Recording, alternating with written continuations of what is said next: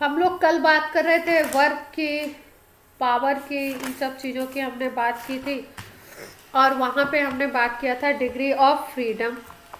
अब इस degree of freedom को तो हम सीपीसीबी में रिलेट करेंगे। अभी हम बात करते हैं इंटरनल एनर्जी के बारे में और हीट किस तरीके से, कैसे फर्स्ट लॉ ऑफ थर्मोडायनेमिक्स लगा करके हम लोग इंटरनल एनर्जी को चेंज कर सकते हैं, इंक्रीज कर सकते हैं, डिक्रीज कर सकते हैं, किस केस में चेंज होगा, किस केस में चेंज नहीं होगा, ये थोड़ा सा हम लोग बात कर रहे हैं। तो फर्स्ट लॉ की अगर बात करो तो फर्स्ट लॉ क्या था कि भाई यूनिवर्स का एनर्जी कंजर्व रहता है, यही तो था, कंजर्वेशन ऑफ एनर्जी। लेकिन इसके लिए भी हम लोग याद रखेंगे कि ये एक जगह ऐसी है जहां पे वैलिड नहीं होता है। फर्स्ट लॉ ऑफ थर्मोडायनेमिक्स सब जगह वैलिड होगा, लेकिन एक जगह ऐसी होगी जहां वैलिड नहीं होगा, जहां पे न्यूक्लियर रिएक्शंस होने लगते हैं। न्यूक्लियर रिएक्शंस की हम लोग बात करेंगे। रेडियो एक्टिव रिएक्शन कहीं पे हो रहा है, न्यूक्लियर रिएक्शन हो रहे हैं कहीं पे, तो वहां पे क्या होता है, मास जो होता है वो एनर्जी में, और एनर्जी जो होती है वो मास में कन्वर्ट होती रहती है। इसलिए यहाँ पे हम लोग एनर्जी कंजर्वेशन नहीं कह सकते। बाकी सभी जगहों पे हम लोग फर्स्ट लॉ ऑफ थर्मोडायनेमिक्स लगा सकते हैं, कह सकते हैं कि यूनिवर्स की एनर्जी कांस्टेंट रहती है। अब इसके लिए हमने मैथमेटिकल फॉर्म जो लिखा था वो ये लिखा था कि delta U is equal to change in internal energy is equal to, हमने लिखा था क्यू प्लस डब्ल्यू। इसको हम डेल्टा ई भी लिख सकते हैं, क्यू प्लस डब्ल्यू, इस तरीके से। ठीक है। अगर हम बात कर लें, प्रोसेस हो जाए हमारा आइसोकोरिक। अगर प्रोसेस आइसोकोरिक हो गया तो आइसोकोरिक का मतलब क्या था, डेल्टा वी या D V is equal to 0 था ना, वॉल्यूम चेंज नहीं होगा। और कभी भी अगर वॉल्यूम चेंज नहीं है तो पी एक्सटर्नल डीवी अगर लगाओगे आप डेल्टा वी, तो यहाँ पे वर्क क्या आ जाएगा, 0 आइसोकोरिक प्रोसेस के लिए। और वर्क अगर 0 है तो delta E is equal to Q आ जाएगा। इसका मतलब सिस्टम को जो भी आप हीट दोगे या सिस्टम से जो भी आप हीट निकालोगे, हीट को दो टर्म्स में मैंने कल आपको बताया था। एक बताया था कि heat gain by the system, जिसको हम लोग किस में लेते हैं, पॉजिटिव लेते हैं। और एक हमने बताया था आपको heat lost by the system, ये क्या थी, इसको हम लेते हैं नेगेटिव। इतनी बात क्लियर है। तो इस प्रोसेस पे अगर देखो, आइसोकोरिक प्रोसेस की अगर बात करो, तो इस आइसोकोरिक प्रोसेस में अगर हम देखें तो हमारा वर्क 0 है। और वर्क अगर आपका 0 होता है तो इस कंडीशन में क्या सिचुएशन बन रही है कि जो डेल्टा ई है वो क्यू के इक्वल है। अगर आप सिस्टम को हीट दोगे तो सिस्टम वर्क तो कर नहीं रहा है, तो होगा क्या, उसकी इंटरनल एनर्जी बढ़ेगी। अगर आप सिस्टम को हीट सप्लाई करते हो, देते हो बाहर से, तो सप्लाई का मतलब क्या है, प्लस क्यू। जो भी आप हीट दे रहे हो, 100 जूल, 50 जूल, जितने भी जूल की एनर्जी या कैलोरी दे रहे हो, वो आपकी प्लस में है, पॉजिटिव है, सिस्टम को आप दे रहे हो। तो delta E is equal to क्या हो गया, प्लस क्यू आएगा, प्लस में आएगी वैल्यू। और ये डेल्टा ई क्या होता है, चेंज इन इंटरनल एनर्जी तो होता है।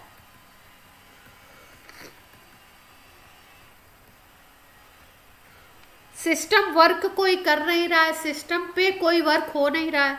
भाई वर्क दो ही तरीके के हैं, या तो सिस्टम करे, बाय द सिस्टम बोलते हैं, और एक होता है ऑन द सिस्टम।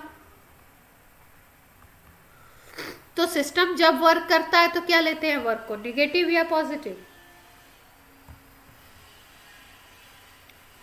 नेगेटिव लेते हैं। और ऑन द सिस्टम होता है तो पॉजिटिव। बट आइसोकोरिक में वर्क है ही नहीं, वर्क यहाँ पे 0 है इस प्रोसेस में, तो वर्क तो है नहीं। तो जो भी आप एनर्जी सप्लाई करोगे वो इंटरनल एनर्जी को चेंज करेगी। अगर एनर्जी आप सप्लाई कर रहे हो, हीट सप्लाई कर रहे हो, तो वो इंटरनल एनर्जी को बढ़ाएगी क्योंकि ये पॉजिटिव वैल्यू होगी। अब इंटरनल एनर्जी होती क्या है, चेंज E2 माइनस E1 ही तो होता है, या आप ऐसे भी कह सकते हो E final minus E initial, या U के टर्म्स में अगर लिखो इंटरनल एनर्जी को तो U final minus U initial, और ये वैल्यू पॉजिटिव है। इसका मतलब क्या है, U फाइनल कोई पॉजिटिव वैल्यू में U इनिशियल को आपको जोड़ा जा रहा है, तो आपको क्या पता लगा कि इंटरनल एनर्जी इंक्रीज करेगी। अच्छा, किसी की भी अगर इंटरनल एनर्जी इंक्रीज करती है इस तरीके से और कोई वर्क होता नहीं है, तो जब इंटरनल एनर्जी इंक्रीज करती है, ये हीट आप दे रहे हो, तो सिस्टम क्या होगा, गर्म हो जाएगा, वर्क कोई हो नहीं रहा। क्लियर है बात यहां से?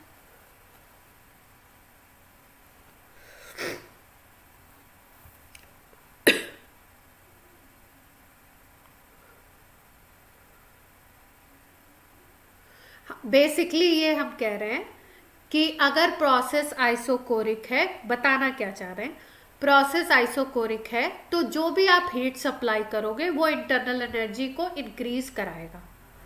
और अगर आप उस सिस्टम से हीट निकालते हो, क्योंकि दो तरीके का हीट बोला, एक लॉस होगा और एक गेन होगा। गेन का मतलब है कि आप सप्लाई कर रहे हो उसको, और हीट लॉस का मतलब है कि आप वहां से हीट को निकाल रहे हो। अगर सिस्टम हीट निकाल रहा है, सिस्टम में से हीट बाहर निकल रही है, तो उस केस में इंटरनल एनर्जी कम हो जाएगी।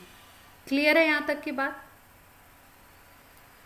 तो इंटरनल एनर्जी कम होगी तो टेम्परेचर क्या होगा, डाउन होगा, और इंटरनल एनर्जी अगर बढ़ रही है तो वो टेम्परेचर को बढ़ाएगी, उस सिस्टम के टेम्परेचर को क्या करेगी, बढ़ाएगी।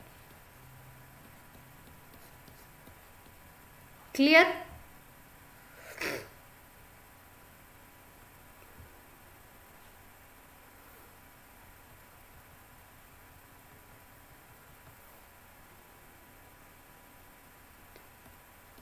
जस्ट अपोजिट कर दो, अगर हीट लॉस कर रहे, सिस्टम से हीट लॉस हो रहा है,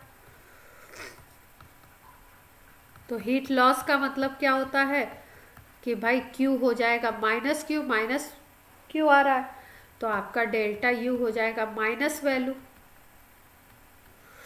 और नेगेटिव वैल्यू का मतलब ये होता है U final minus U initial, ये नेगेटिव हो गया। तो U अगर आप बोलो कि U फाइनल क्या होगा, तो एक कोई निगेटिव वैल्यू में आप U इनिशियल को ऐड करोगे पॉजिटिव वैल्यू को, तो इससे तो कमी आएगी वैल्यू, तो U फाइनल आपका क्या हो जाएगा, लेस देन U इनिशियल। तो इसका मतलब इंटरनल एनर्जी डिक्रीज करेगी, तो टेम्परेचर क्या करेगा, डिक्रीज। क्लियर है बात?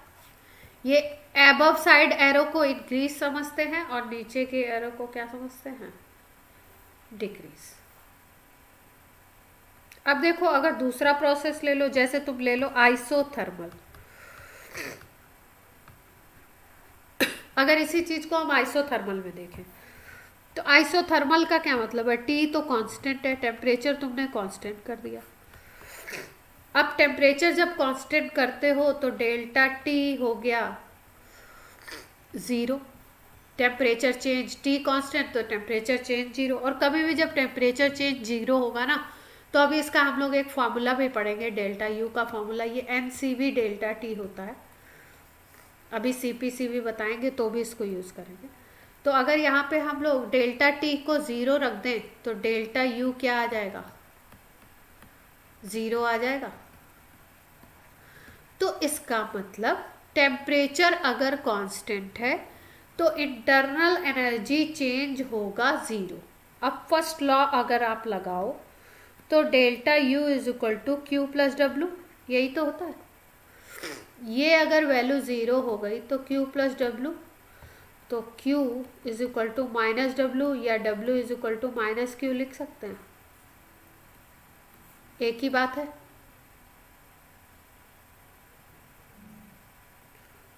क्लियर है बात? ठीक है, जैसे मान लो ऐसी सिचुएशन अगर हम देखें,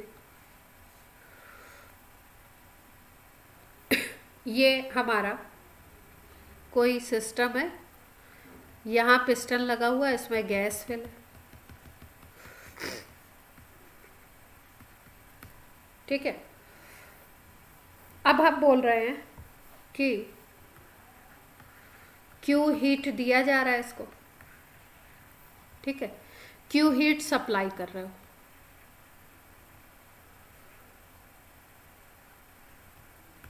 तो क्या होगा अगर प्रोसेस आइसोथर्मल रखना है? तुमने इसको हीट दिया क्यू बाहर से, ठीक है, तो आप क्या बोलोगे? टेम्परेचर बढ़ेगा ना मॉलिक्यूल्स का, बाहर से अगर गर्म कर रहे हो सपोज, तो टेम्परेचर बढ़ेगा। और हम बोल रहे हैं प्रोसेस को क्या रखना है? आइसोथर्मल। तो आइसोथर्मल का मतलब क्या है कि टेम्परेचर हमको कांस्टेंट रखना है, बढ़ाना नहीं।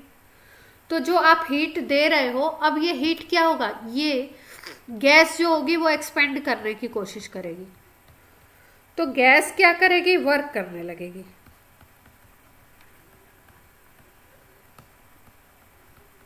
To maintain temperature. ये जो टेम्परेचर है, मान लो इसका टेम्परेचर पहले 25 डिग्री सेंटीग्रेड था, तुम यहाँ से कुछ सिस्टम लगा के इस गैस को हीट करने लगे। तो जब हीट करने लगे आप, तो टेम्परेचर बढ़ेगा इसके मॉलिक्यूल्स का, और टेम्परेचर बढ़ेगा, और आप चाहते हो प्रोसेस रहे आइसोथर्मल, मतलब गैस के मॉलिक्यूल्स का टेम्परेचर इंक्रीज ना हो। तो ये गैस जो होगी ना, इस पे वर्क करेगी, इस पिस्टन के ऊपर वर्क करेगी और एक्सपेंशन होने लगेगा, गैस के मॉलिक्यूल्स और दूर दूर हो जाएंगे, जिससे कि टेम्परेचर क्या रहे? कांस्टेंट रहे। क्लियर है बात? तो इसका मतलब क्या है? इस सिस्टम में अगर देखो तो पिस्टन कहाँ जाएगा? ऊपर की तरफ। और वर्क कौन करेगा? Work done by the gas होगा। और कभी भी अगर work done by the gas होता है तो हम लोग क्या लेते हैं? नेगेटिव लेते हैं। Work done by the gas को हम क्या कहते हैं? नेगेटिव। और फॉर्मूला से भी हमें यही पता लगा, यहां से ये जो Q आएगा ये क्या आएगा? -W आ जाएगा।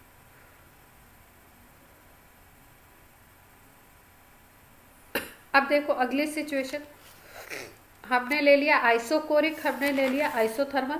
अब हम लोग लेते हैं तीसरा सिचुएशन, जिसको हम बोलते हैं एडियाबेटिक।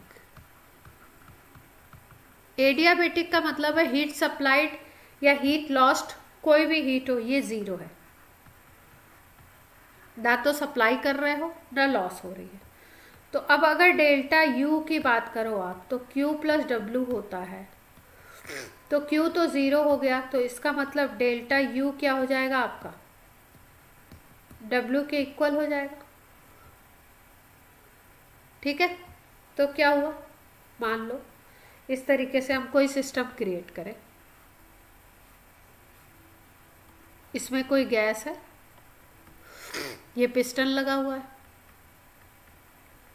अब एडियाबेटिक सिस्टम का मतलब ये है कि हीट ना तो बाहर से आए ना अंदर से बाहर जाए, तो इसको कोई इंसुलेटेड सिस्टम के अंदर रख दो। इंसुलेटर अगर यहाँ पे लगा दे कोई, इसको कवर अप कर दे, तो हीट बाहर भी नहीं जाएगी और हीट अंदर भी नहीं जाएगी। ऐसा सिस्टम बना दे जो इंसुलेटेड हो।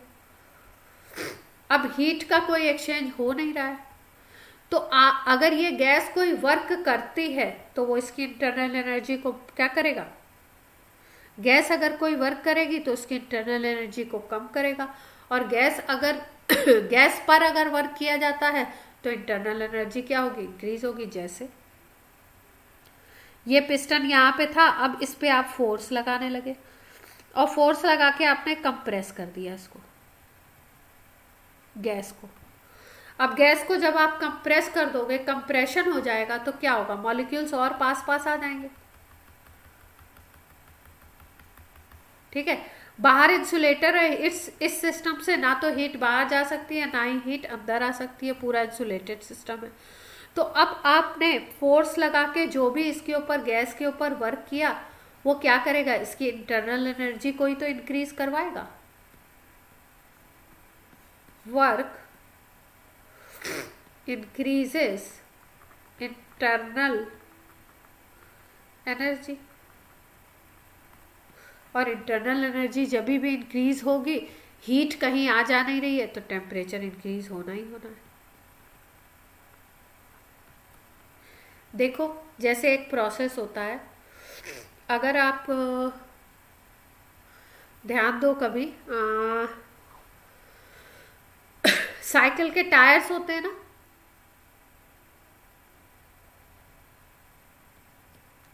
अगर इसमें सडनली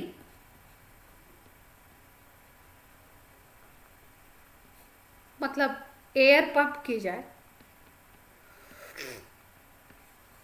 ठीक है, तो वॉल्यूम तो टायर का सेम रहता है, तो वॉल्यूम ऑफ गैस कांस्टेंट है। और अगर आप सडनली पंप करते हो ना, तो ये जो सिस्टम होता है ये एडियाबेटिक की तरह काम करता है।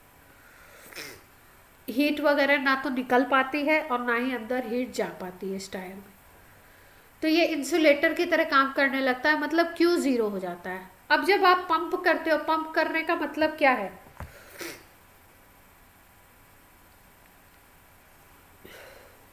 एयर सप्लाई कर रहे हो, अच्छा,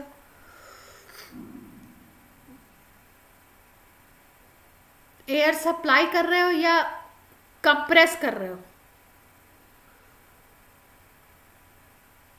जब टायर में आप एयर फिल कर रहे हो आप, या टायर में जो भी आप पंप लगा के यहाँ पे जो भी प्रोसेस कर रहे हो जिसके थ्रू इसमें आपका प्रेशर इंक्रीज होगा, तो जिसकी वजह से ये टायर आपका टाइट हो जाएगा और आप ऐसे इसको चला सकते हो। तो इसमें क्या करते हो आप, कंप्रेस करते हो क्या इस गैस को। इतनी लेट में कौन आ रहा है,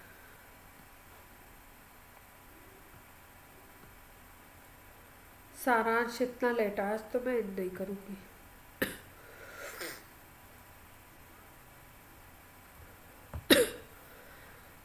टायर्स को आप क्या करते हो, इसमें आपने एयर फिल किया, ठीक है, अगर सडनली पंप किया तो ये प्रोसेस हो जाता है एडियाबेटिक, और एडियाबेटिक जब प्रोसेस बनता है तो आप इसके ऊपर जो भी वर्क कर रहे हो बाहर से, इस सिस्टम पे जो भी वर्क कर रहे हो, वो वर्क इसकी इंटरनल एनर्जी को इंक्रीज करता है।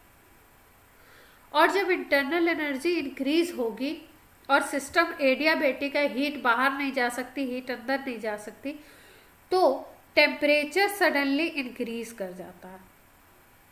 तो अगर आप इस एयर को टच करो या इसका कहीं से हमें कोई इंस्ट्रूमेंट लगा के हम इसका टेम्परेचर ले सकें, तो हमें पता लगेगा कि ये जो एयर होगी ये हॉट होगी, इसके अंदर का जो सिस्टम होगा ना वो हॉट हो जाएगा। और इसी तरीके से अगर इसका जस्ट रिवर्स करो आप, जस्ट रिवर्स करने का क्या मतलब है कि जैसे मान लो ये टायर है आपका, ठीक है, इसमें आपने सडनली एक पिन लगा दी, ठीक है, तो स्मॉल पोर हो जाएगा यहाँ पे, ठीक है। अब यहां से जो एयर आउट हो रही है, अगर इस एयर को आप देखो ना तो ये कूल होगी, ठंडी होगी रिलेटिवली। क्यों, क्योंकि ये भी सिस्टम जो है ना वो सडनली अगर ये प्रोसेस हो रहा है तो ये भी सिस्टम एडियाबेटिक है, तो Q तो जीरो है। अब क्या हो रहा है कि ये जो हो रहा है यहाँ पे क्या हो रहा है, गैस बाहर निकल रही है, एक्सपेंशन हो रहा है, और कभी भी एक्सपेंशन होगा तो टेम्परेचर डाउन होगा, ठंडा होगा, ठीक है। हाँ,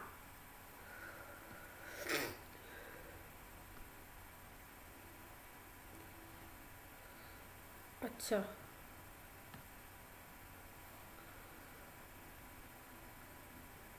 वैक्सीन लगी है तब तो कुछ नहीं बोल सकते भाई हम, ये तो एक वैसा रीज़न है सबको। अच्छा, आप सबको लग गई वैक्सीन, सारे लोगों को?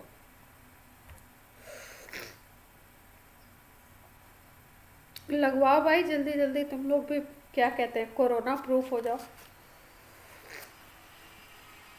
वैसे तो सुनने में आ रहा है जिनको दो दो तीन 2 बार हो चुका उनको भी हो जा रहा है।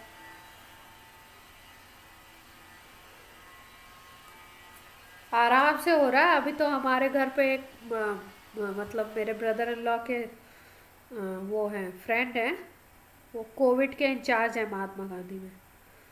उनको 2 बार तो हो चुका था। अभी फर्स्ट को हम लोगों से मिलने आए थे, और अभी हमें परसों पता लगा कि उनको फिर से हो गया, उनको, उनकी पूरी फैमिली को। जबकि ये लोगों को तो पहले से मतलब कितना डोज वगैरह, डॉक्टर्स को तो सबसे पहले लगाया जा रहा था ना। क्या रिस्क नहीं रहता।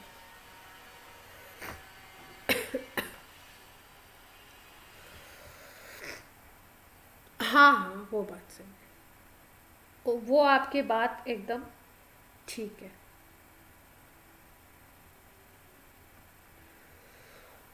अब देखो, इसीलिए तो कह रहे हैं आप लोग लगवा लो जल्दी जल्दी। नेक्स्ट है आपका आइसोबारिक प्रोसेस। अगर आइसोबारिक में इस चीज को देखो, आप ऑब्जर्व करो, तो आइसोबारिक प्रोसेस में तो प्रेशर कांस्टेंट होता है, और प्रेशर कांस्टेंट तो यहाँ पे किसी चीज में मतलब आपको डेल्टा पी को तो यूज करना नहीं होता है यहाँ पे कहीं। तो इसका मतलब आइसोबारिक में ये टर्म भी रहेगा और ये टर्म भी रहेगा, कोई भी टर्म जीरो नहीं होगा। ठीक है।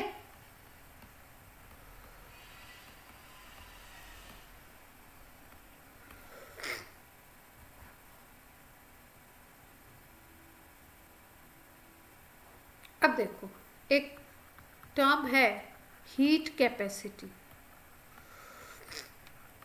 सुना है आप लोगों ने?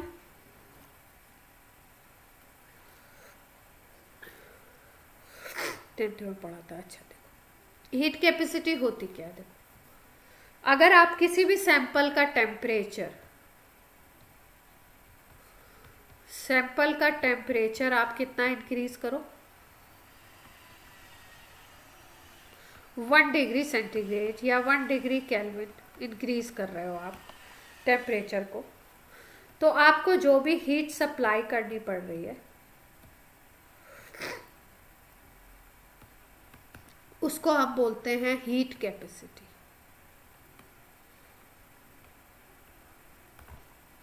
सी से डिनोट करते हैं इसको। फॉर्मूला हम लोग लगाते हैं Q is equal to C delta T. C is equal to हो गया Q by delta T. Heat capacity is equal to heat supplied divided by temperature difference. अब टेम्परेचर आप इंक्रीज 1 डिग्री सेंटीग्रेड कर रहे हो, इसका मतलब डेल्टा टी आप 1 डिग्री सेंटीग्रेड लेते हो, तो यहाँ पे C क्या आ जाएगा, Q के इक्वल आ जाएगा। इसका मतलब कोई भी वो हीट जो किसी भी सैंपल का टेम्परेचर 1 डिग्री सेंटीग्रेड या 1 डिग्री केल्विन इंक्रीज कराता है, उस हीट के अमाउंट को हम बोलते हैं heat capacity of that sample. C से डिनोट करते हैं। हाँ,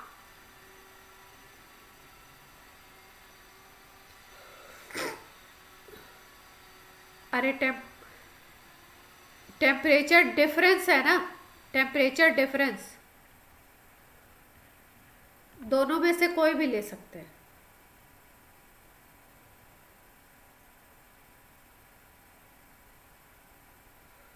देखो, जैसे 100 डिग्री सेंटीग्रेड टेम्परेचर है, उसको तुमने 101 डिग्री सेंटीग्रेड कर दिया, तो डेल्टा टी क्या आएगा, टेम्परेचर डिफरेंस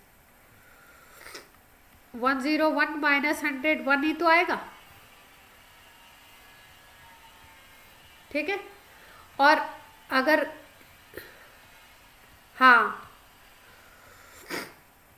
अगर इसको केल्विन में लो तो ये 373 केल्विन हो जाएगा, और ये कितना आ जाएगा, 374। तभी भी डेल्टा टी तो इतना ही रहेगा ना, 1 का ही डिफरेंस रहेगा। ठीक है। तो मतलब टेम्परेचर आपको इंक्रीज करना है कितना, 1 डिग्री केल्विन या 1 डिग्री सेंटीग्रेड। जितना भी हीट सप्लाई करोगे उसको बोलते हैं हीट कैपेसिटी। क्लियर? अभी ये जो हीट कैपेसिटी है इसको हम लोग अगर बात करें कि ये कैसी प्रॉपर्टी है, इंटेंसिव है या एक्सटेंसिव है, तो हीट कैपेसिटी आपकी एक्सटेंसिव प्रॉपर्टी होती है। एक्सटेंसिव का मतलब हो गया कि ये मास डिपेंडेंस हो गई, अमाउंट डिपेंडेंट है।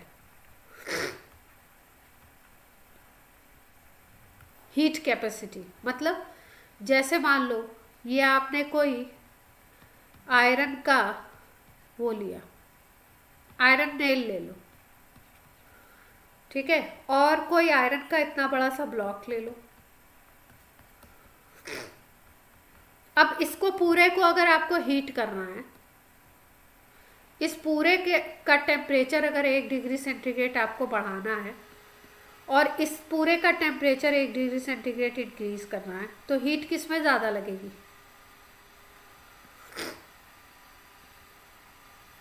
इस पूरे के टेम्परेचर को अगर 1 डिग्री सेंटीग्रेड इंक्रीज करना है और इसको इंक्रीज करना है बड़े से ब्लॉक के, तो हीट इसमें ज़्यादा लगेगी। आपको समझ आ रहा है?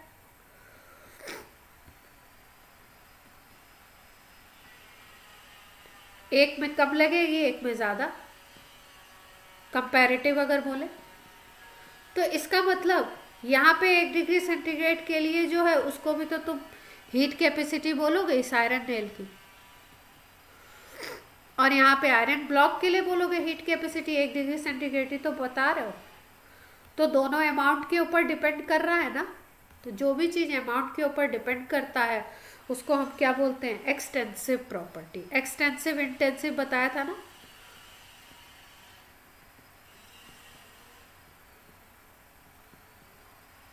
बात क्लियर है?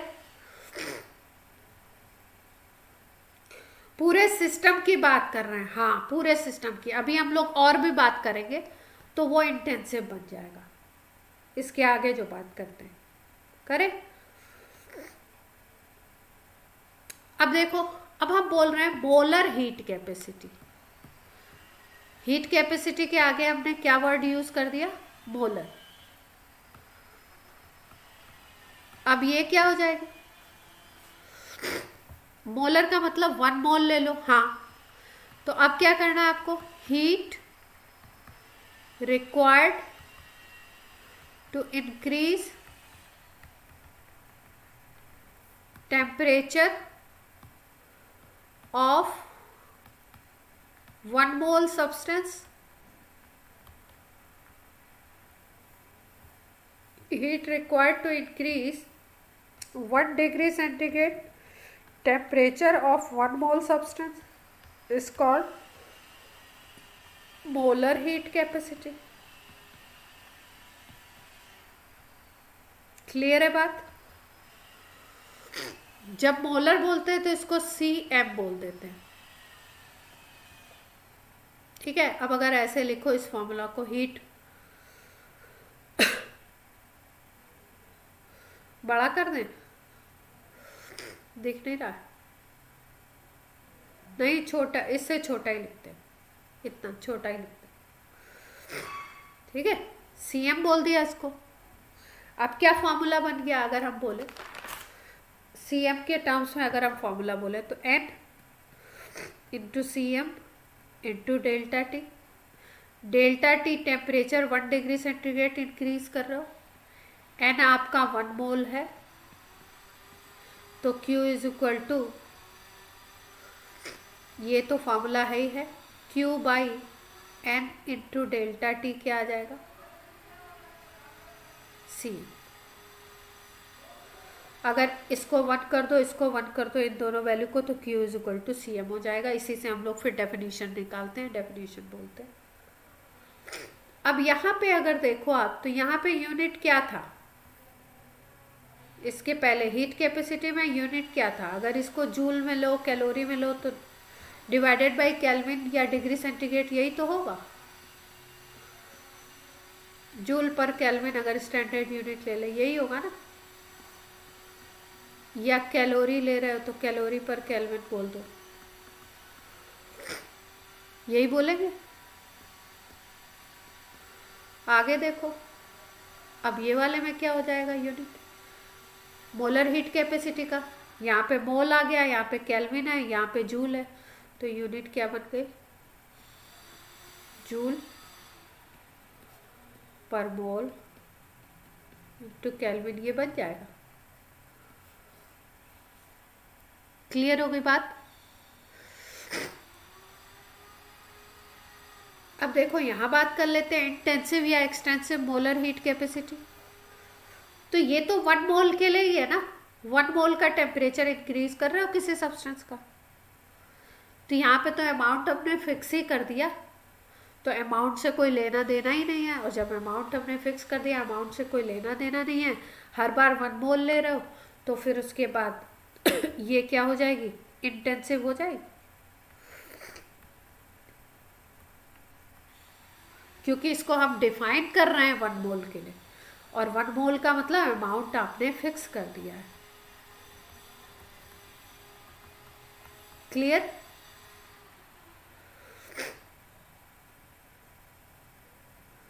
तो हीट कैपेसिटी तो आपकी एक्सटेंसिव है, लेकिन अगर मोलर हीट कैपेसिटी बोले तो वो इंटेंसिव है। अब इसी के साथ अगर specific heat capacity word use कर दिया जाए,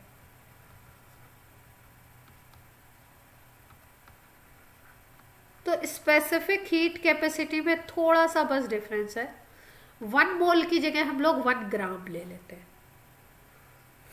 ठीक है। तो it is amount of heat और एनर्जी कह सकते हो required to increase temperature of 1 gram substance, increase 1 degree centigrade temperature और 1 degree Kelvin temperature of 1 gram substance। जो गैस या सैंपल ले रहे हो, कितना ले रहे हो, 1 ग्राम, तब हम बोलते हैं इसको स्पेसिफिक हीट कैपेसिटी, एस से डिनोट करते हैं इसको। तो यहाँ पे वहां पे एन आया था मोल के लिए, यहाँ पे ग्राम के लिए एम आ जाता है। अगर आप एम ले लेते हो 1 ग्राम, डेल्टा टी ले लेते हो 1 डिग्री सेंटीग्रेड या 1 डिग्री केल्विन, तो ये क्या आ जाएगा, S is equal to Q by M delta T. अगर यूनिट लिखो तो इसकी जूल, इसकी ग्राम और इसकी क्या हो जाएगी, केल्विन। क्लियर है बात। यहां पे भी अमाउंट फिक्स कर दिया गया है, इसलिए ये भी क्वांटिटी कैसी होगी, इंटेंसिव। ठीक है।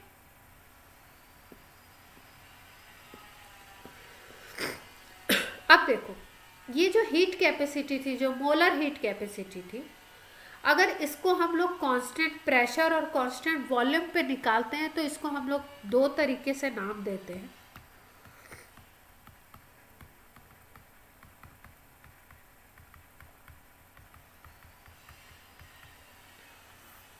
अगर हम इसको कैलकुलेट करें कांस्टेंट वॉल्यूम पे, मतलब आपने सिस्टम का वॉल्यूम कांस्टेंट कर दिया, तो इसको नाम दे दिया जाता है CV। और अगर इसी को कैलकुलेट किया जाता है, यूज करो आप कांस्टेंट प्रेशर पे, तो इसको हम लोग नाम देते हैं CP। क्लियर है। Molar heat capacity at constant volume CV, molar heat capacity at constant pressure CP।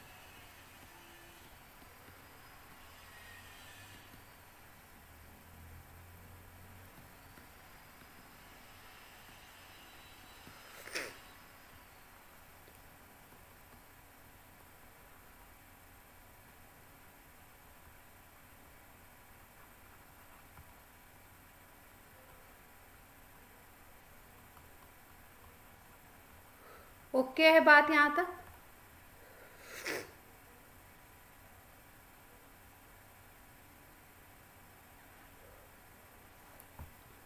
अब फिजिक्स में आप, यहाँ पे मैं डेरिवेशन नहीं बता रही हूँ क्योंकि डेरिवेशन आपके काम का नहीं है, 11th क्लास में डेरिवेशन बताया जाता है।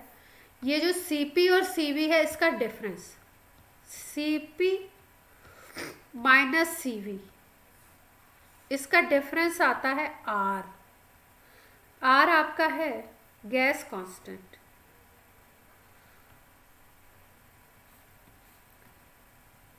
ठीक है। और इस फॉर्मूला को हम कहते हैं, इसका पूरा प्रॉपर डेरिवेशन है, केमिस्ट्री में भी है लेकिन डेरिवेशन कराते रहे, कोई काम का है नहीं।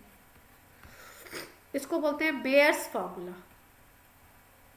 Cp माइनस Cv किसी भी गैस के लिए that is equal to R, molar heat capacity at constant pressure and molar heat capacity at constant volume, इन दोनों का डिफरेंस होता है R। Cp minus Cv is equal to R, ये बहुत काम आएगा अपने, ठीक है। और अगर ये Cp बाई Cv करते हैं तो एक रेशियो आता है जिसको हम बोलते हैं गामा, ठीक है। ये वैल्यू भी हम लोग निकालेंगे। अब आ जाते हैं हम लोग उस चार्ट पे जिसकी बात विदुषी कर रही थी।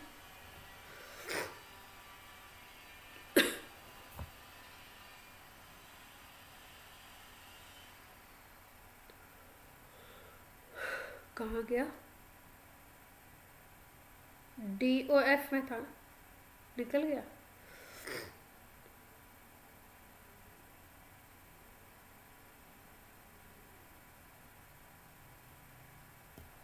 ये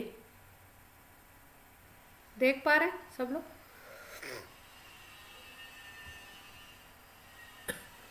मोनोएटॉमिक गैस के लिए डायएटॉमिक या लीनियर पॉलीएटॉमिक हो जाए और नॉन लीनियर आपकी पॉलीएटॉमिक हो जाए। इसका एग्जांपल अगर देखो तो हीलियम, नियॉन, कोई भी मोनोएटॉमिक ले सकते हो। डायएटॉमिक में O2, N2 ये सब ले सकते हैं। लीनियर पॉलीएटॉमिक में CO2 ले सकते हो, लीनियर स्ट्रक्चर होता है इसका।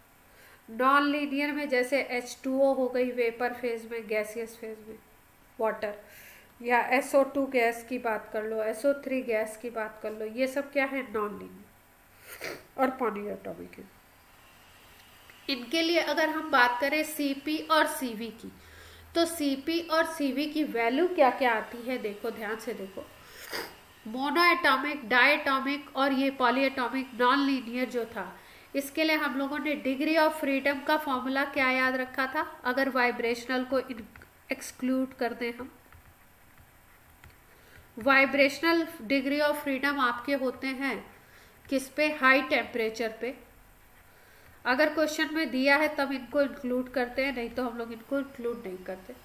इनको अगर एक्सक्लूड कर दें हम तो DOF का फॉर्मूला आपको क्या बताया था? 3, 5, 6 बताया था। ये किसके लिए था? मोनो एटॉमिक के लिए।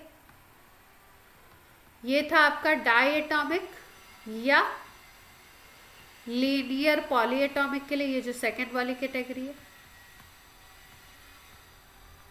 और ये जो 6 था ये किसके लिए था? आपका नॉन लीनियर पॉलीएटॉमिक, जिसका स्ट्रक्चर नॉन लीनियर हो और वो पॉलीएटॉमिक हो, ठीक। तो ये नंबर याद रखेंगे तो आपका बहुत सारा क्वेश्चन हो जाएगा। 3, 5, 6 है, ठीक है। अगर यहाँ पे हम देखें इस गैस के लिए एक वैल्यू याद कर लो, Cv की वैल्यू याद कर लो, Cp का अपने आप निकाल लोगे। तो Cv का वैल्यू याद रखते हैं। देखो इसका डिग्री ऑफ फ्रीडम 3 था ना मोनोएटॉमिक का, तो यहाँ पे लिख लो 3/2R। फिर दूसरे वाले का डिग्री ऑफ फ्रीडम 5 था तो 5/2R। तीसरे वाले का 6 था तो 6/2R जब लिखोगे तो ये कट जाएगा और यहाँ 3 आ जाएगा। यानी कि यहाँ पे हमने क्या लिखा हुआ है? Cv फॉर्मूला अगर लिखें Cv is equal to F ये है आपका degree of freedom, 1/2RT। Okay है। अब इसके लिए लगाना है तो 3 यहाँ पे लगा दिया, इसके लिए लगाना है तो 5 लगा दिया डिग्री ऑफ फ्रीडम, इसके लिए Cv लेना है तो 6 ले लिया। अब अगर हमारे पास सीवी की वैल्यू है तो हम सीपी भी निकाल सकते हैं और सीपी बाई सीवी भी निकाल सकते हैं। कैसे? देखो,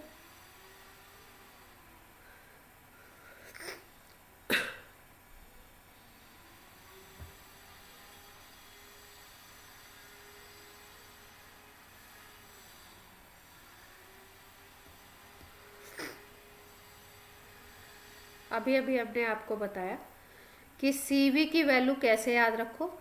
356 नंबर याद रखो, ये है डिग्री ऑफ फ्रीडम, एफ बोल सकते हो इसको। सीवी होगा हाफ आर टी और यहाँ पे लगा दो एफ। पहला केस था मोनो एटॉमिक, तो सीवी आ गया यहाँ पे 3 आपने लगा दिया तो 3/2, टी नहीं होगा यहाँ पे, आर आता है केवल, तो 3/2 आर आ गया। फिर डाई एटॉमिक या लीनियर पॉलीएटॉमिक। अब क्वेश्चन में ये गैसेस दी होंगी। अब इसके लिए डिग्री ऑफ फ्रीडम 5 आता है, तो यहाँ पे 5/2 आर टी आ गया, आर आ गया। और तीसरा था आपका नॉन लीनियर पॉलीएटॉमिक, तो उसके लिए आपका 6/2 कर दोगे आर, तो ये कट जाएगा आपका 3r आ जाएगा और यहाँ पे तो यही आएगा फ्रैक्शन में। अब आपको पता है Cp minus CV is equal to R Mayer's formula, तो Cp निकालना है तो CV प्लस आर हो जाएगा। इसका मतलब इनके लिए अगर Cp निकालना है तीनों के लिए तो हम निकाल सकते हैं, आर ही तो प्लस करना है, CV प्लस आर, तो यहाँ पे 3r प्लस आर 4r आ जाएगा। यहाँ पे देखो 5/2 आर प्लस आर कर दो, कितना आ जाएगा, ये 2r हो गया तो 7r/2 आ गया, 7/2r। और यहाँ पे क्या आ जाएगा 5/2r। ठीक है, तो अब हमें क्या पता लग गया, अगर हमें सीवी की एक वैल्यू याद रखो तो ये निकाल सकते हो, अगर सारी याद रहे तो बहुत ही अच्छी बात है, अगर नहीं याद रहता है तो केवल सीवी याद रखो। और ये formula Cp minus CV is equal to R. उसके बाद हमें निकालना है गामा, तो गामा होता है आपका Cp/CV, तो डिवाइड कर लेते हैं, उसी गैस का CV, उसी गैस का Cp, उसी गैस का CV। गामा निकालना है, gamma is equal to Cp/CV, तो Cp है 5/2 आर और CV है आपका 3/2 आर, तो क्या आ जाएगी वैल्यू, आर आर कट गया, 1/2 1/2 कट गया, तो आपका 5/3 आ जाएगा पहले वाले के लिए। दूसरे के लिए देखो 7/2 आर डिवाइडेड बाई 5/2 आर, तो 7/5 आ जाएगा। और तीसरे वाले के लिए देखो 4r/3r, तो 4/3 आ जाएगा। डेसिमल में निकाल लो इसको कितना आता है, बता दो जल्दी से।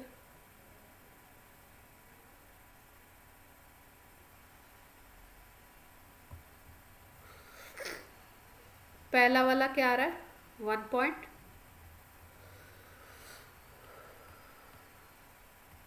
दूसरा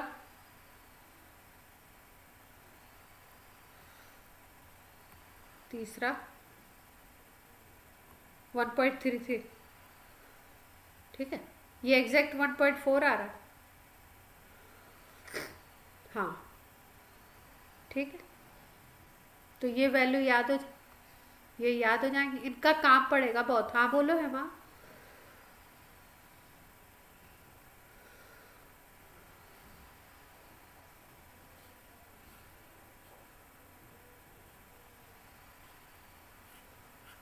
वन 1.66 ले लेंगे, 1.66 ले लो, ठीक है।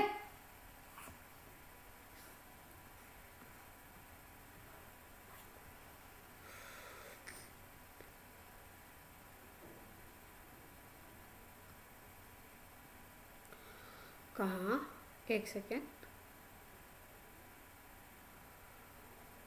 ये इसमें ये CP/CV,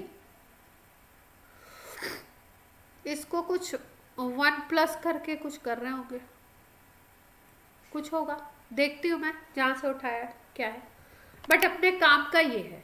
ठीक है, अब अपने काम की बात अपनी हो गई कि क्या बात, क्या क्या चीज़ हमें याद रखनी है। हमें एक नंबर याद रखना है डिग्री ऑफ फ्रीडम का 356, ये इसके लिए, इसके लिए, ये इसके लिए। दूसरा हमें याद रखना है, अगर हमें निकालना है सबसे पहले CV निकालना है, अगर इंटरनल एनर्जी निकालनी है, काइनेटिक एनर्जी निकालनी है, तो ऐसे लिखेंगे 3/2RT, 5/2RT, 3RT। अगर यहाँ पे हमें CV लिखना है तो ये जो टर्म है इससे T हटा दो, बात बन गई अपनी 3/2R, 5/2R और 3R। फिर अगर हमें CP लिखना है तो RR प्लस करते जाओ, R इसमें प्लस करोगे तो ये वाली वैल्यू बनेगी 5/2R, इसमें R प्लस करोगे तो 7/2R, 3R में R प्लस करोगे तो 4R, सिंपल है। फिर यहाँ पे आता है CP/CV, याद रखेंगे इसके लिए सबसे ज़्यादा, फिर इसके लिए, फिर इसके लिए, यहाँ 1.66, यहाँ पे 1.4, यहाँ 1.33। अगर ये वैल्यूज़ याद रहेंगी, कभी कभी क्वेश्चन में दिया भी रहता है और नहीं देगा तो हमें यूज़ करना पड़ता है, हमें पता होना चाहिए।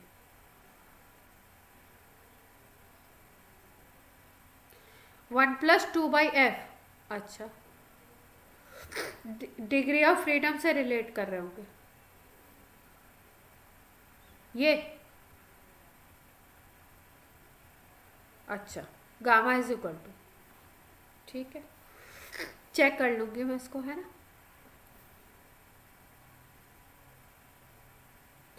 क्योंकि हमें केमिस्ट्री में जो काम आता है ना वो ये इतना, ये सब चीज़ें नहीं, बस हमें अगर CV याद है ना, ये याद है अपना CV, केवल ये डेटा याद है तीनों के लिए, तो अपनी बात बन जाती है, अपने सवाल निकल जाते हैं।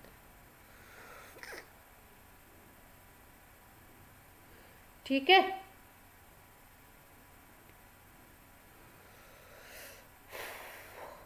अब देखो यही अगर हम लोग बात कर ले, CP/CV की बात कर ली हमने, अब यही तुम बात कर लो, अगर आइसोकोरिक प्रोसेस है कोई, तो आइसोकोरिक प्रोसेस का मतलब क्या हो गया कि वॉल्यूम कांस्टेंट, तो उस समय हीट कैपेसिटी को आप CV बोल सकते हो, एट कांस्टेंट वॉल्यूम CV तो बोला था हमने। अगर हम बोले आइसोबारिक तो प्रेशर कांस्टेंट, तब हीट कैपेसिटी को हमने क्या बोला था, CP बोला था, मोलर हीट कैपेसिटी को। अगर मान लो टेम्परेचर कांस्टेंट ले लो, मतलब आइसोथर्मल, तब टेम्परेचर कांस्टेंट हो गया तो ΔT 0 हो जाएगा, टेम्परेचर कांस्टेंट का मतलब टेम्परेचर चेंज 0। और ये CP/CV कैसे निकालते थे, Q/ΔT इंटू N, इसी से तो निकालते थे। तो ये ΔT अगर 0 हो गया तो 0 आ जाएगी, इनफाइनाइट आ जाएगी वैल्यू। इसका मतलब अगर आप बोलते हो आइसोकोरिक प्रोसेस तो उसके लिए हीट कैपेसिटी CV, आइसोबारिक के लिए हीट कैपेसिटी CP, और टेम्परेचर अगर कांस्टेंट है आइसोथर्मल तो हीट कैपेसिटी क्या हो जाएगी आपकी, इनफाइनाइट। CP लो, CV लो, सब क्या आएगी, इनफाइनाइट। क्लियर। और अगर एडियाबेटिक ले ले लास्ट वाला, तो एडियाबेटिक प्रोसेस के लिए क्या हो जाएगा, Q0 हो जाएगा, यही फॉर्मूला होता है ना, Q0 हो गया एडियाबेटिक के लिए, तो 0 आ जाएगा। तो कितने तरीके की वैल्यू देख रहे हैं हम इसकी, CP, CV, इनफाइनाइट, 0। ओके है बात।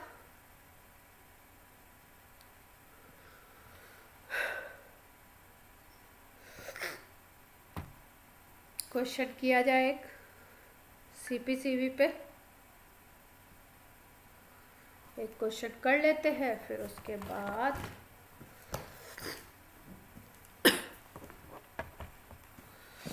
अब इसमें जहाँ कहीं पे भी किसी डेरिवेशन की अगर लगेगा कि उसकी ज़रूरत है तो ही करवाएंगे, क्योंकि डेरिवेशन अपने कोई काम के होते नहीं है इसमें, है ना। तो बिना मतलब में जो है डेरिवेशन करा के टाइम खराब करने का और वो करने का मतलब नहीं है। जहाँ जो डेरिवेशन लगेगा कि नहीं हाँ इसका यूज़ आता है उसको करा देंगे, यूज़ आने वाले को तो कराना ही पड़ेगा।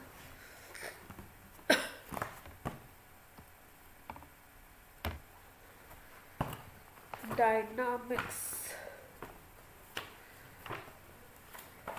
ये सब तो आता ही होगा हर्षित, प्रॉब्लम्स में अटकते होंगे क्या? ये सब तो हाँ ये तो एक जनरल वो था, अभी तो क्या इनका शुरू ही हुआ है, बोलते नहीं अभी तो ये ट्रेलर, अभी तो पिक्चर पूरी बाकी है।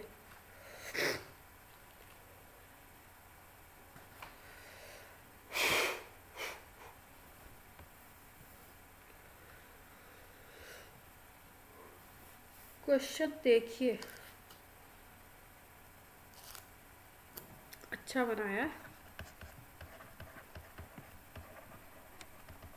बोल रहे हैं which of the following equation does not correctly represent, आधा क्वेश्चन लिख रही हूँ।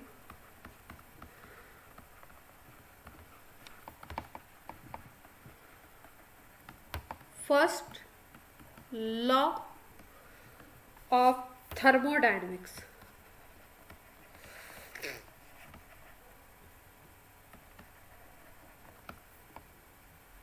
Involving an ideal gas, ideal gas की बात कर रहे हैं,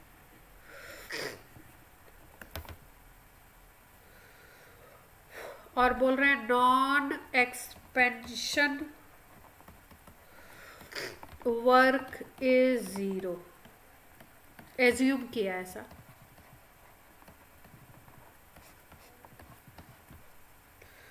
फर्स्ट है cyclic process Q is equal to minus W, adiabatic के लिए delta U is equal to minus W, isochoric के लिए delta U is equal to Q, last option है आइसोथर्मल के लिए Q is equal to minus W. चलो कौन सा गलत है, मतलब फर्स्ट लॉ को रिप्रेजेंट नहीं करता।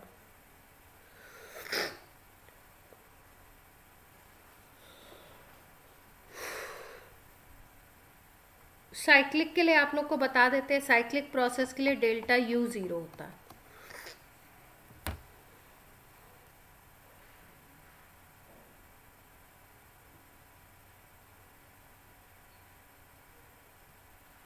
ए या डी में से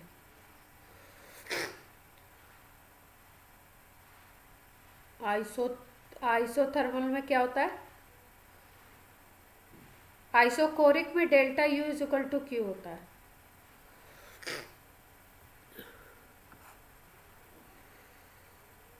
हाँ डेल्टा T जीरो होने से वर्क क्यों नहीं होगा, डेल्टा V जीरो होने से वर्क नहीं होगा ना।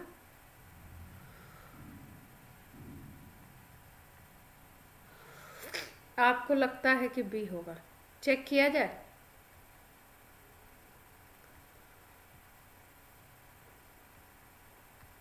देखो इनकरेक्ट बताना है अपने को, सी ऑप्शन देखो आइसोकोरिक, तो आइसोकोरिक मतलब डेल्टा V जीरो, और आपको बताया P डेल्टा V होता है वर्क डन, तो ये जीरो तो वर्क डन जीरो, और वर्क डन जीरो तो फर्स्ट लॉ क्या हो जाएगा, delta U is equal to Q plus W, तो delta U is equal to Q आना चाहिए, यही आना चाहिए ना, ये जीरो हो गया,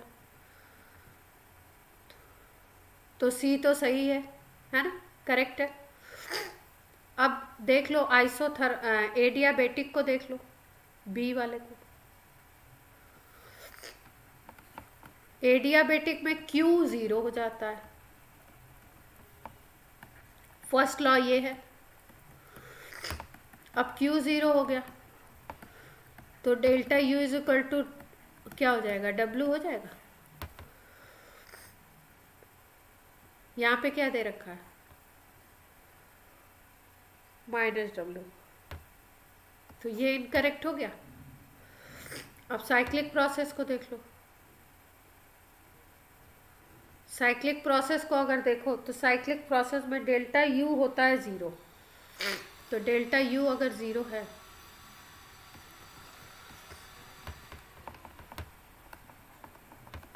साइक्लिक में इनिशियल और फाइनल पोजीशन सेम होती है, जहां से शुरू होता है प्रोसेस वहीं पे जाके फिर खत्म होता है, मतलब इनिशियल फाइनल आप कह नहीं सकते अलग अलग पोजीशन। तो इसलिए delta U change in internal energy 0 लिया जाता है इसमें। और चेंज इन इंटरनल एनर्जी अगर 0 ले लेते हो आप तो फर्स्ट लॉ लगाओगे तो ये 0 हो गई वैल्यू, तो Q प्लस W, तो Q is equal to -W या W is equal to -Q लिख सकते हो। तो ये वाला भी सही है, देखो फर्स्ट वाला। अब डी को चेक कर लो, आइसोथर्मल है अगर प्रोसेस, तो आइसोथर्मल में ये P डेल्टा V तो 0 होता नहीं है।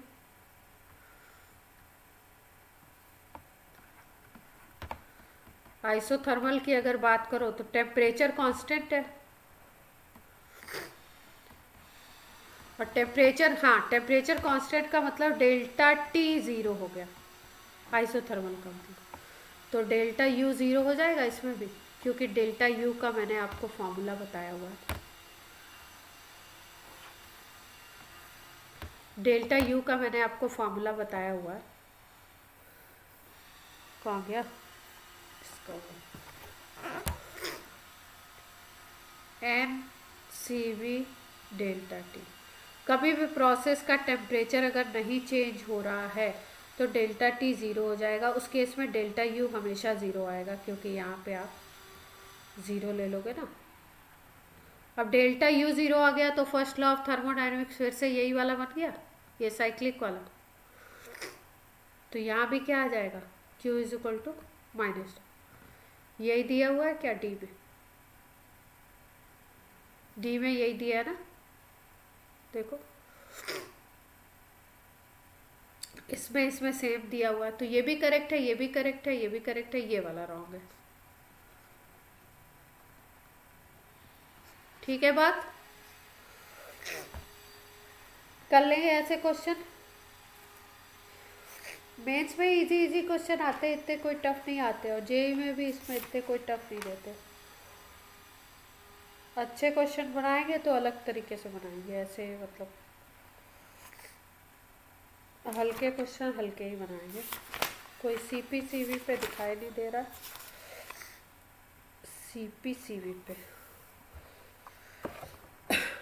टाइम बोलो, 4:32 हो गया। चलो 2 मिनट में एक और सवाल करते हैं और आपके लास्ट हो जाएगा आज की क्लास का। ये क्वेश्चन क्लियर हुआ सबको? फर्स्ट लॉ ऑफ थर्मोडायनेमिक्स के फॉर्मूला पे था, और इसमें बस हमें याद रखना था किस प्रोसेस में क्या चीज़ 0 होता है, और वैल्यू पुट करके हम आंसर निकाल सकते थे बहुत इजीली। इनकरेक्ट पूछा गया था आपसे, ठीक है। क्वेश्चन है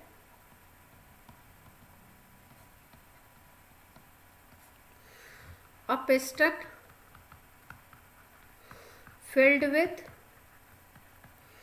0.04 mole of an ideal gas। Question पढ़ते जाओ, नीचे डिटेल लिखते जाया करो। n is equal to 0.04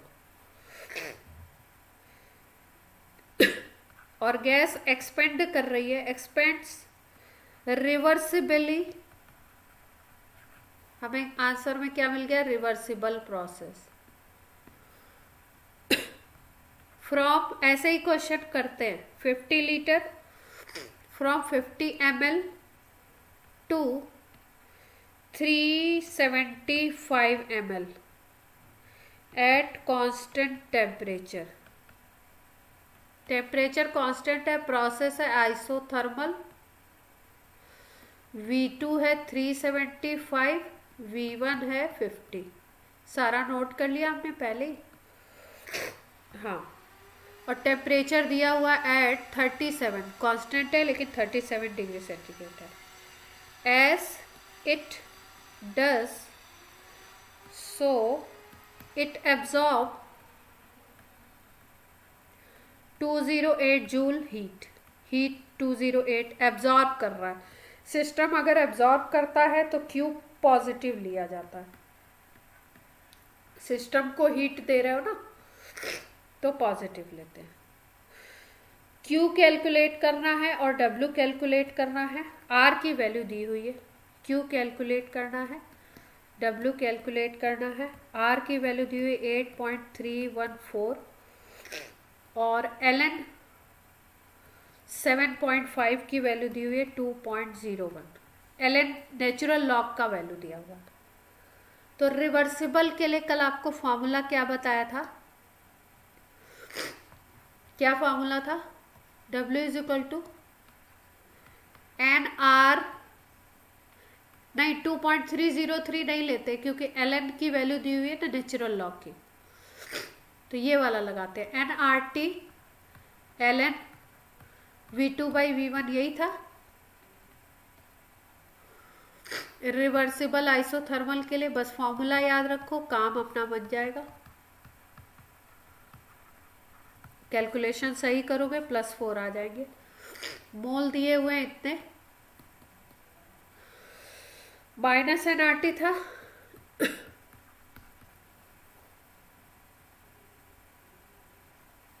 (8.314) ln V2 कितना है 375 था ना, और V1 था 50 ml। दोनों की अगर सेम यूनिट है तो लीटर में रखो या ml में रखो, क्योंकि ये वैल्यू क्या हो जाएगी, कैंसिल होगी। तो हम लोग यूज कर सकते हैं इसको ऐसे। ये आ गया 37.5। अब 5 से डिवाइड कर दो तो कितना आएगा, 7.5 आएगा शायद। और यही वैल्यू दिया हुआ है आपका। हाँ,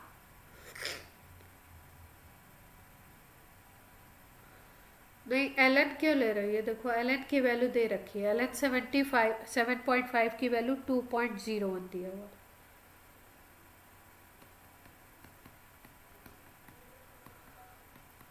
T की वैल्यू रख देते हैं, भूल गए भाई, कर लेते हैं।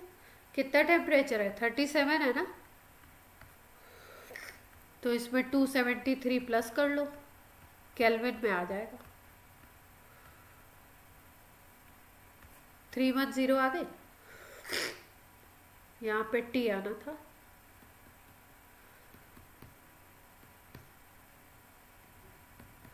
और इसकी वैल्यू कितनी दी है, सॉल्व कर लेंगे।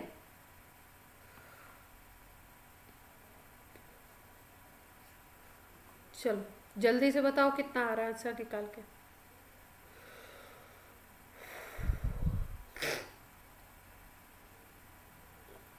माइनस लगाना है, एक्सपेंशन हो रहा है ना गैस का। एक्सपेंशन होता है तो गैस वर्क करती है तो माइनस में आएगा वर्क।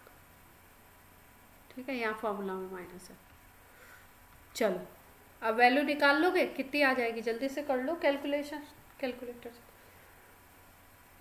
अच्छा, अगर आपकी अप्रॉक्सी में आ रही है ना 207 आ रहा है ना, यहाँ पे जो ऑप्शन दिए 0.218, ठीक है। आपने जो ऑप्शन दिए है ना वो 208 करके दिए।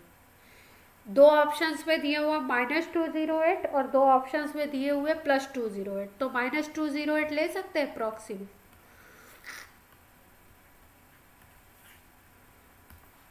और हीट भी पूछा गया है तो हीट तो इन्होंने बता ही दिया है क्वेश्चन में, एब्जॉर्ब करी जा रही है, तो +208 हो जाएगी। दोनों चीजें पूछी गई, हीट को दे भी रखा है, तो कुछ क्वेश्चन में कुछ दम था, अगर फॉर्मूला आपको पता है तो। नहीं था ना। चलिए इसी बात पे आज की क्लास ऑफ कर लेते हैं। Okay, bye bye. ऑप्शन बड़े सुंदर, बड़े अच्छे थे। देखो, Q is equal to 208 joule, W is equal to -208 joule, first option. Second है, सेकेंड में दोनों को माइनस कर दिया है, दोनों वैल्यू सेम दी हुई है, 208 दिया हुआ है, दोनों को माइनस में कर दिया है। थर्ड ऑप्शन में Q को माइनस में रखा है, W को प्लस में, और फोर्थ में दोनों को प्लस में कर दिया है। ऑप्शन भी बड़े इजी से दे दिए। ठीक है, चलिए भाई, हाँ चलिए बच्चा, बाय बाय।